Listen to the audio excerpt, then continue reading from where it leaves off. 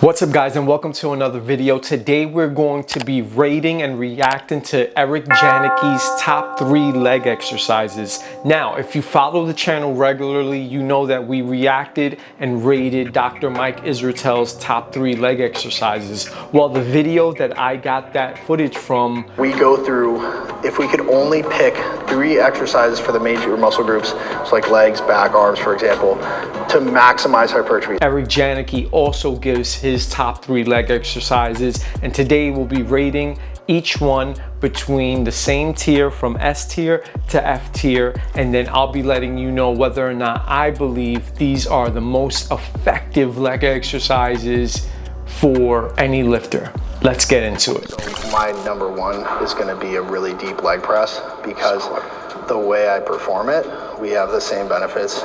No axial loading, so you can get really deep stretch without having to get taxed through your spine or have any loading there. Secondarily, if you track the knees slightly out, clear the upper body, keep the lower back arched, you're going to get so much knee flexion. And then the last thing is, so slept on, you can get so much glute drive. So that's number 1 for me. Number 2 is going to be the front foot elevated Smith machine Bulgarian split squat. And it's just such a tremendous exercise. You get the benefit of extreme knee flexion, and the glute engagement is just through the roof. It's like, I can't sit down after. Like Phil has been filming me, I'm like, I can't sit, like I have to stand, like so uncomfortable. And you still get a good amount of hamstring as well with seated hamstring curls. And while it might seem foolish to use one of my 3 exercises on something that's so isolated to hamstrings and arguably a little bit of glutes, I think it's a lot of times very hard to create that nice hamstring sweep in bodybuilding. And in this case, I just feel like it's the best way, and you can load it nice and heavy. You get a really big stretch and a really good isolation, minimally CNS taxing. That's going to be the top 3 legs for me. All right, so the first on the list is the deep leg press. Now, typically I would rate a regular leg press maybe we're in the D, C or D. It's just not as effective as a compound lift like a back squat, because with a back squat, you're targeting your glutes, you're targeting your quads, you're targeting your hamstrings, and you can with the leg press, but it's just not as effective as a back squat. But when it comes to this deep range of motion in which Eric Janicki likes to do these leg presses, I might have to up the rating a little bit, because not only can you target the hamstrings and the glutes and the quads simultaneously, but the range of motion that you get by bringing your knees as far back as you can and then slowing the eccentric and then pausing at the top, the burn that you get in the quads is kind of crazy. It's still not a back squat, but you definitely feel it. So let's give it a rating. The deep range of motion leg press, I'm gonna give it a B. Typically I would give it a C or a D. Today I'm gonna give it a B. Let's go into the next one. Right. So this next one is no joke. So if you are not a more experienced lifter, I'm going to go ahead and say you shouldn't try this, because the probability of you getting hurt is very high.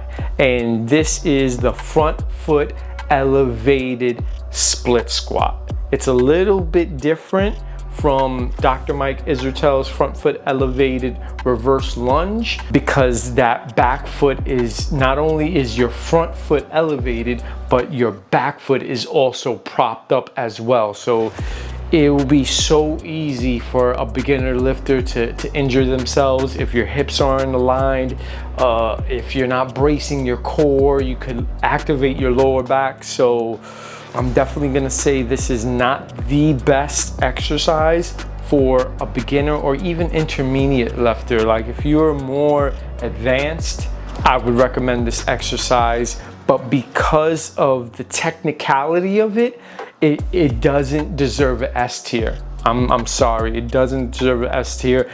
I'm not gonna lie, you will feel your quads doing this exercise, but because there's so many other components involved to try to execute this exercise correctly, it takes away from it. So I'm gonna go ahead and give the front foot elevated split squat a C rating. Yeah, I'm sorry, Eric Janicki, it's great, but because your front and your back foot are elevated, it's just too much going on. So I'm gonna give it a C rating. Let's go on to the next one.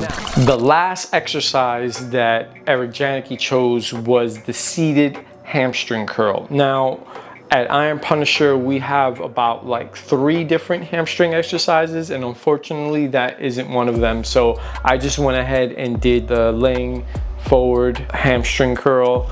I think it's pretty comparable to the two. I definitely prefer the seated version. So if it was the seated hamstring version, I would definitely rate it an S tier, just because of how targeted it is to the hamstrings. But seeing how I did the laying down version, I'm gonna give it a especially just because it only targets that one muscle group. It's great for targeting the hamstrings, but that's all you're really getting. And it's not the most comfortable either, like laying forward, your ass is up in the air. It's not the best. But if it was the seated version of the hamstring curl, definitely give it between an A and an S tier.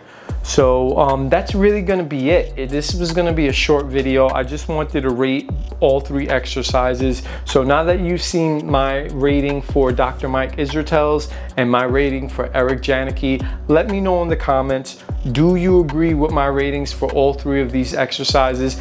If you do, let me know. If you don't, let me know why. Don't just hate on it just to hate on it. Give me some backdrop, some backstory, some rationale to why you don't agree with how I rated all these 3 exercises. I hope you enjoyed the video. If you did, make sure you like, share, comment your thoughts, and as always, subscribe, because we're gonna keep growing the channel. And as always, until next time, fuck your insecurities. Peace.